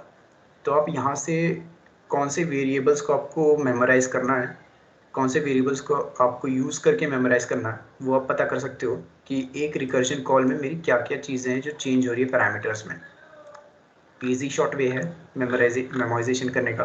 Memorisation में मेरी क्या क्या वैल्यूज़ हैं जो इम्पोर्टेंट है. ठीक है, एंड अगर आपकी 3 वैल्यूज़, अच्छा छोड़ो सब छोड़ो, मेमोराइजेशन पे आ जाते हैं एक नैपसैक के. तो जैसे कि हमने इटरेटिव सॉल्यूशन में करा था, रिकर्सिव सॉल्यूशन में करा था, अभी हम क्या है कि इसमें आई यूज़ कर रहे हैं. आई जो है वो अभी हमने चेंज कर दिया नेचुरल इंडेक्सिंग से कंप्यूटर इंडेक्सिंग पर, क्योंकि जब हम एरे वगैरह मतलब यूज़ कर रहे होते हैं ना, तो उसमें -1 करते करते मतलब काफ़ी लंबा हो जाएगा कोड, इसलिए हम नॉर्मल इंडेक्सिंग कंप्यूटर वाली वो यूज़ कर रहे हैं. तो i denotes the index of the element. So same thing, अगर मेरा i less than 0 then return 0, जैसा मैंने यहाँ पे करा था. हम यहाँ पे अभी वेट चेक नहीं कर रहे, क्योंकि जो वेट है वो हम मेमोराइज कर रहे हैं, तो वेट 0 चेक करने की ज़रूरत नहीं है. ठीक है, होगा वो भी 0 ही, लेकिन हम चेक नहीं कर रहे, उसकी ज़रूरत नहीं है.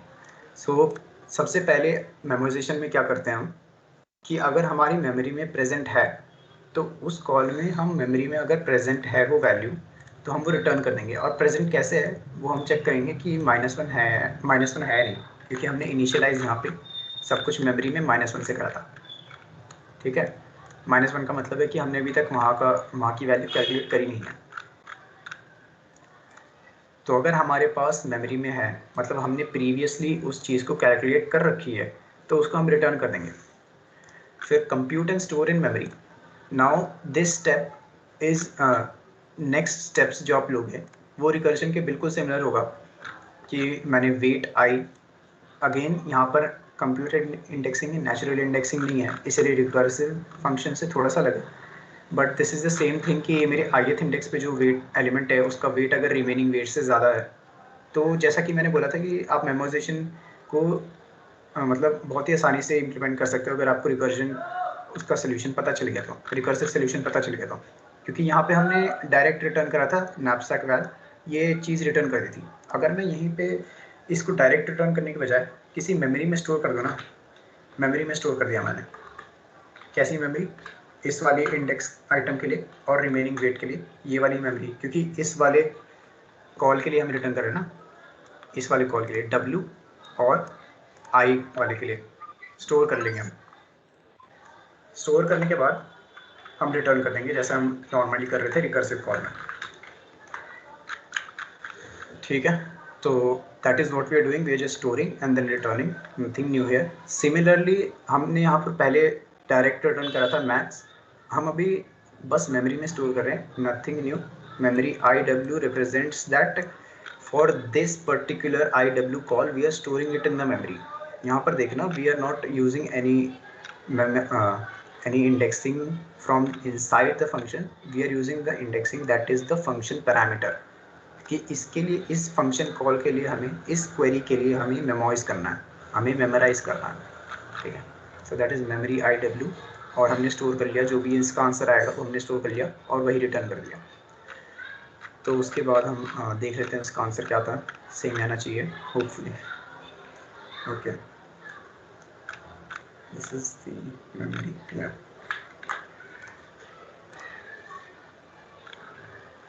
So using memorization we get 175 as the answer. Okay, अब tabulation देख लेते हैं, बॉटम अप अप्रोच देख लेते हैं. तो बॉटम अप अप्रोच में क्या है, जैसे कि मैंने बोला था लूप यूज़ करते हैं आप, तो इस केस में मैंने बोला था कि आप उस इंडेक्स का आइटम और रिमेनिंग वेट को एक मेमोराइज करोगे, उस वो चीज़ मेमोराइज करोगे उस क्वेरी के लिए कि मेरा आइटम क्या है, वेट क्या है, वो 2 स्टेट्स हैं आपकी, उसके लिए मेमोराइज कर रहे हैं आप। तो इसमें 2 लूप्स लगेंगे। 2 लूप्स क्यों? क्योंकि हम एक 2D एरे बना रहे हैं टेबल, जो कि हमारा सिमिलर है बिल्कुल मेमोरी टेबल के। बस इसमें डिफरेंस क्या है कि हम थोड़ा सा इसमें वो n+1 करेंगे, क्योंकि हमें जो फाइनल क्वेरी है हमारी वो n और w की होनी चाहिए, है ना। जो फाइनल क्वेरी है वो हमें n और w की चाहिए। तो एरेज में आपको पता है कि मतलब 5 अगर साइज दिया तो फिर 5-1 तक इंडेक्स होता है। तो इंडेक्सिंग के लिए बस हमने 1+ करा है यहाँ पे, ठीक है। सो ये टेबल है और टेबल को इनिशियलाइज करा है यहाँ पर, और वही है n+1 और w+1 साइज लिए हमने। फिर उसके बाद आ जाते हैं सोल्यूशन पे। तो सोल्यूशन बॉटम अप अप्रोच में आप इटरेशन से करोगे। अब क्योंकि यहाँ पे 2 स्टेट्स हमारी, 2 पैरामीटर्स को हमको याद करना है कि इन 2 पैरामीटर्स के बीच में जो भी आपस में चेंजेस है, उनके बीच में चेंजेस की वजह से क्या क्या वैल्यूज़ हमारी। तो 2 की वजह से हम यहाँ पे 2 फॉर लूप्स यूज़ कर रहे हैं, ठीक है। सिमिलर कंडीशंस रहेंगी जैसे हमने बेस केस लिया था, i = 0, w स्मॉल, यहाँ पर स्मॉल w है, ठीक है। कैपिटल W और स्मॉल w कन्फ्यूज मत होना, यहाँ पर स्मॉल w है। Small w represents the remaining weight. तो i रिप्रेजेंट्स द नंबर। अच्छा, i यहाँ पर एक्चुअली में कंप्यूटर इंडेक्सिंग नहीं है, यहाँ पर i n के इक्विवेलेंट ही है, वो नेचुरल इंडेक्सिंग है। तो थोड़ा कंफ्यूज मत होना, यहाँ पर देख लो एक बार। सो i = 0 और w = 0, सिमिलर जो हमने रिकर्जन में करा था, n = 0 और remaining bit = 0। we return 0 in recursion, but in bottom approach we just store it, okay, we just store it in the table। हम आंसर बाद में देंगे। else फिर से वही कंडीशन कि अगर हमारा सिमिलर अगर उस आइटम का वेट जो है एक्सीड कर रहा है हमारे रिमेनिंग वेट से, फिर से हम टेबल में स्टोर कर लेंगे। टेबल में स्टोर कर लिया हमने। फिर उसके बाद टेबल फिर से वही कि हम टेबल में स्टोर करेंगे, जैसे हम मेमोराइजेशन कर रहे थे कि हमारी जो मैक्स होगी इन 2 क्वेरीज की, टू चूज़ और नॉट टू चूज़, उसको स्टोर करेंगे। तो यहाँ पर आप देख सकते हो ये वाला जो क्वेरी है ये हम चूज़ कर रहे हैं, उसको सिमिलर है जो हमने पिछली 2 अप्रोचेस देखी थी, रिकर्सिव और मेमोराइजेशन वाली, उसके बिल्कुल सिमिलर है। और टू नॉट चूज़, क्योंकि टेबल IW जो यहाँ पर है वो स्टोर कर रही है ना, वो मेमोराइज कर रही है, बॉटम अप है। तो आपको दोबारा फंक्शन कॉल करने की ज़रूरत है नहीं।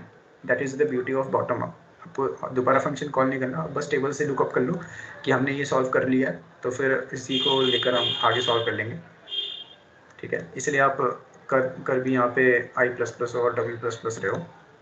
सो we store the maximum of it, and at the end what was our initial query कि हमारे पास n आइटम्स हैं और हमारे पास इनिशियली वेट क्या था 50। तो उसके लिए हम रिटर्न करेंगे क्वेरी को। ऐसे रिटर्न करते हो आप TP, मतलब अगर आप बॉटम अप्रोच कर रहे हो ना, बॉटम अप अप्रोच कर रहे हो, तो ऐसे रिटर्न करोगे आप आंसर को कि हमारी ये क्वेरी थी, उसको हम बॉटम अप करके कैलकुलेट कर लिया हमने और उसको रिटर्न करेंगे।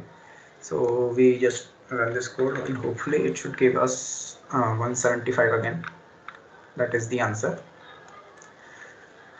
Okay, so hopefully everyone is clear about dynamic programming and everything about recursion. That those were the main focus of this session, and linked list और arrays, linked list और stack and queues के बारे में भी आपको थोड़ा पता चल गया होगा। So if you have any questions, you can open your mic and ask them. Okay, so can you explain once more how the answer of recursion was 175? तो अच्छा ठीक है, तो एक बार स्टेप बाय स्टेप कर देता है। वैसे क्विज का टाइम हो रहा है ना, तो 5 मिनट में कर देता हूँ मैं आपको एक्सप्लेन। सो एक ब्लैंक इमेज बनाता है यहाँ पे, और रिकर्शन कॉल कैसे हो रही थी, जैसे अच्छा मैं ना आपको वैल्यूज से करके दिखा देता हूँ। यहाँ पर मान लो पहला आइटम मेरा 20 किलो का था, इसके पास, इसके लिए 2 केसेस होंगे हमारे पास, 20 kg वाला चूज़ करेंगे या नहीं करेंगे। तो पहला केस मान लो मेरा था कि मैंने 20 kg वाला चूज़ नहीं करा, ठीक है, चूज़ नहीं करा, तो मैं 30 kg वाले पे कितना था, या 30 kg इन 10 kg। मैंने 20 kg को चूज़ नहीं करा तो मैं 30 kg पे जाऊँगा। अगर 20 kg को चूज़ कर लिया तो मेरा जो रिमेनिंग वेट होगा वो 50 - 20 हो जाएगा, ठीक है, वो 30 रह जाएगा। तो 30 चूज़ करने के बाद मेरे पास 2 केसेस थे, 30 और 10 में से चूज़ करने के। अभी 30 चूज़ कर लिया मैंने, 20 चूज़ कर लिया है, तो 20 चूज़ करने के बाद मेरे पास सिर्फ 30 ओके 30 और 10 रहेंगी, दोनों ही आ सकते हैं। 30 वेट रिमेनिंग है तो दोनों ही आ सकते हैं। अभी 30 चूज़ कर सकते हैं, नहीं कर सकते। यहाँ पे एक चीज़ देख लो कि यहाँ पर ना ब्रेक हो गई है। यहाँ पर एक्चुअली 2 पैरेलल यूनिवर्सेस में आंसर्स चल रहे हैं, तो रिकर्शन में थोड़ा बताना थोड़ा मुश्किल है, लेकिन मैं फिर भी कोशिश करता हूँ। जब आप पहली बार चूज़ करते हो ना कि मुझे ये एलिमेंट लेना है या नहीं लेना, तो 2 डिमेंशंस में आपके ब्रेक हो जाता है आंसर। एक डिमेंशन में चल रहा है कि 20 kg वाला ले लिया मैंने, दूसरे डिमेंशन में चल रहा है मेरा 20 kg वाला प्रेजेंट है ही नहीं। तो अगर मैंने 20 kg वाला ले लिया तो उस डिमेंशन में मेरे पास रिमेनिंग वेट 30 रहेगा और वैल्यू मेरी हाईएस्ट वैल्यू 50 हो जाएगी। और दूसरी डिमेंशन में चल रहा है कि मैंने नहीं लिया तो हाईएस्ट वैल्यू 0 और वेट भी 0, मतलब यूज्ड वेट 0, 50 वेट मेरा अभी है। फिर उसके बाद इस वाले डिमेंशन में मैं 30 ले रहा हूँ फिर से, तो मेरा थैला जो है फुल हो गया, ठीक है। इस वाली डिमेंशन में भी 2 डिमेंशन बनेंगी कि मैंने 30 चूज़ करना है कि नहीं करना। तो 20 चूज़ करा था, 30 चूज़ करना है कि नहीं करना, तो 30 चूज़ करा तो 100 + 50 हो जाएगा वो। अगर नहीं चूज़ करा तो फिर उसके बाद 30 मेरा वेट रह जाएगा। और उसके बाद वाला अगर देखेंगे तो 75 वेट वाला, 75 वैल्यू वाला 10 वेट वाला चूज़ करेंगे, तो 20 + 30, 30 वेट यूज़ मैंने कर लिया, फिर उसके बाद 75 + 50, दैट इज़ द वैल्यू। ये अलग डिमेंशन में चल रहा है। और दूसरे डिमेंशन में 20 चूज़ नहीं करा, 30 और 10 चूज़ करा, तो 30 और 10 चूज़ करने के बाद ना मेरे पास एक मैक्स वैल्यू आ गई। ये बहुत सारी डिमेंशन से आंसर आ गए मेरे पास। अब इन सारे डिमेंशन से, क्योंकि मैंने यहाँ पर अब देखो तो इसलिए एक फिगर मैंने दी थी आपको कि यहाँ पर आप देखो अगर फिगर कि रिकर्शन जो है ना वो मल्टीपल डिमेंशंस क्रिएट कर देता है। यहाँ पर हर एक, आप मान लो ये जो पॉइंट है ना वो एक एक आंसर रिप्रेजेंट कर रहा है जो आपकी रिकर्सिव कॉल से आया। और ये कन्वर्ज कब होगा, जब आप बेस केस हिट करोगे और फिर उसके बाद क्योंकि हम मैक्स रिटर्न कर रहे हैं तो वो मैक्स ऑपरेशन भी इसमें हेल्प करेगा कि हम मैक्स ही चूज़ करेंगे इन सारे डिमेंशन के आंसर से, ठीक है। Okay, so any more doubts और we can start with the quiz. Okay Rupanshi, please continue with the quiz. Okay, let's start with the quiz. Would hand over to the logistic team to continue.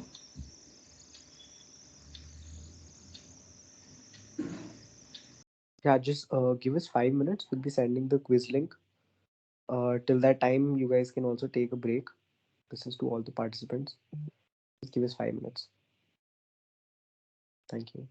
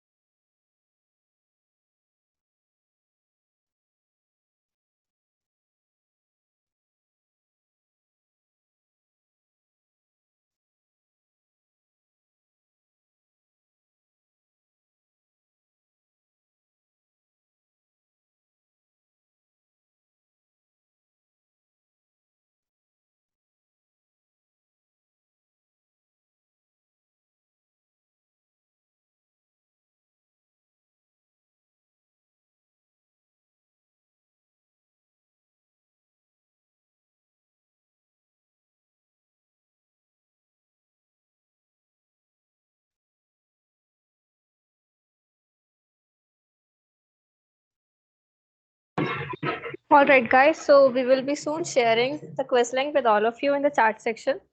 You can go through it and give it wisely. And also, general instruction for the quiz is that it will be open for only 15 minutes. You will be given your timings, okay?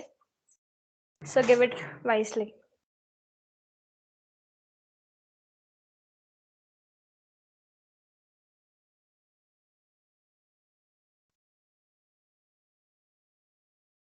Okay, you can find the quiz link now in the chat section now.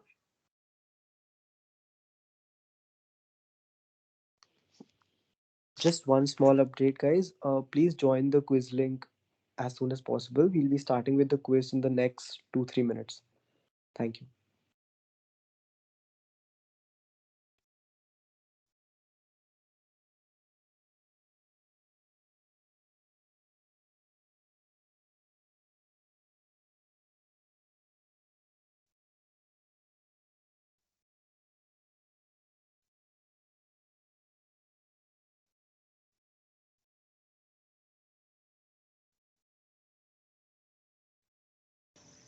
Hi everyone, we have prizes for the quiz,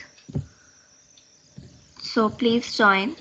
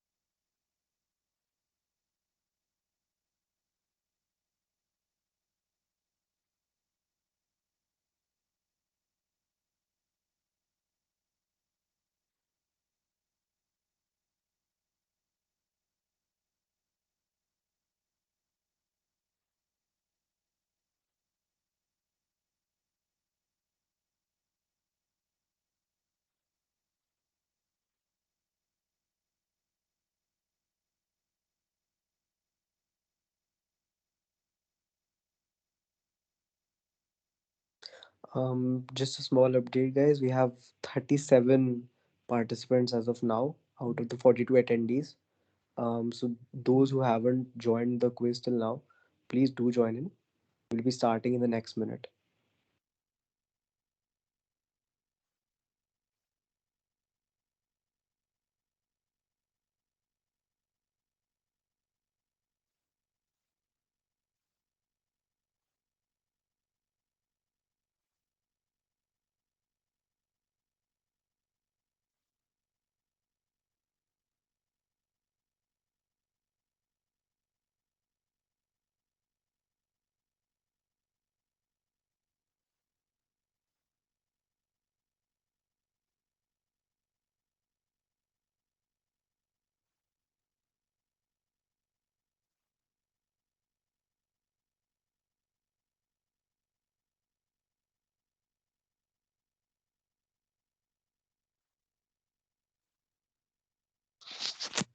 Yeah, so the quiz has started.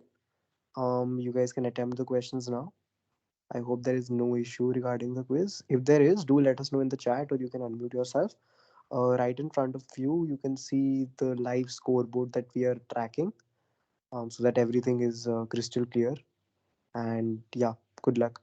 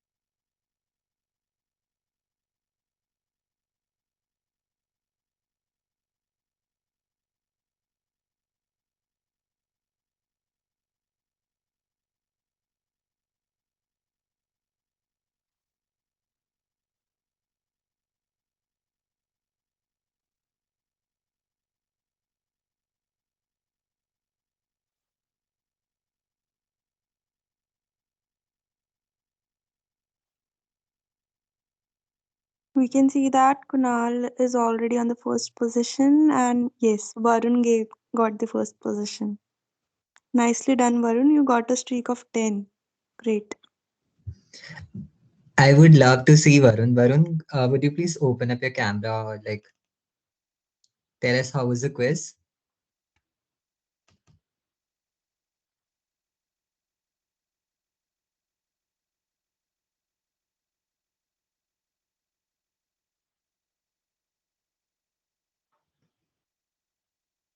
Okay. I think Varun is not in the meeting.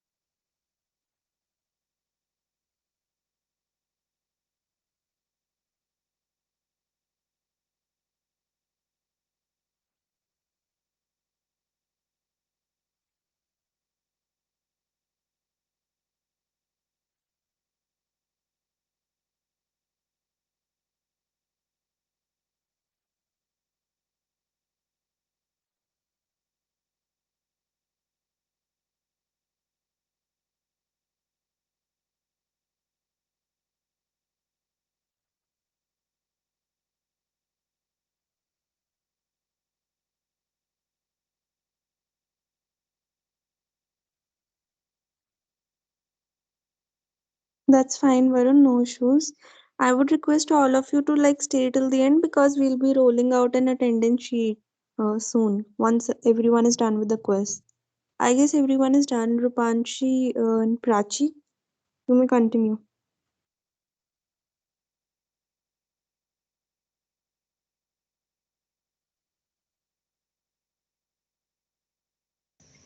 Also, yeah, one minute, Rupanshi. The winners, you can like declare the winners as well, the top five performers of the day. We can congratulate them as well.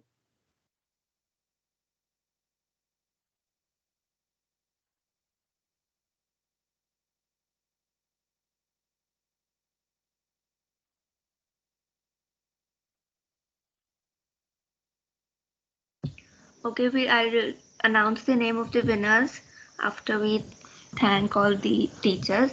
So thank you, Sachatan sir, for such an insightful session. It surely helped us gain a lot of understanding about DSA so well.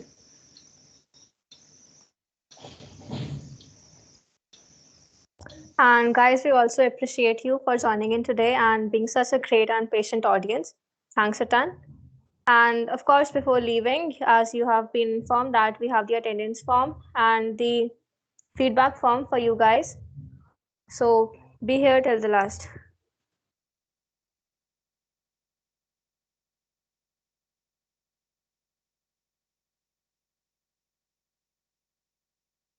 Can we have the attendance form in the chat section? Yeah, Prachi, there is attendance form in the chat box. Okay, so the Vasudev, top five. if you could please send it again. Yeah, I've just shared it again. The top five winners, the top five people of today's quiz were Shivam, Varun Sharma, Nitya Gautam, Bandaru Yogesh Kumar, Kunal Singh Rotela. Congratulations, guys. So for today, we sign off. Stay safe and keep learning. And also join tomorrow for the third day of our workshop. To attend more such fruitful workshops, you need to follow us on our social media handles on Instagram, Twitter, Facebook, LinkedIn. The links are given in the chat box. Thank you for joining today. Please do join tomorrow also. Thank you so much, guys. Take care.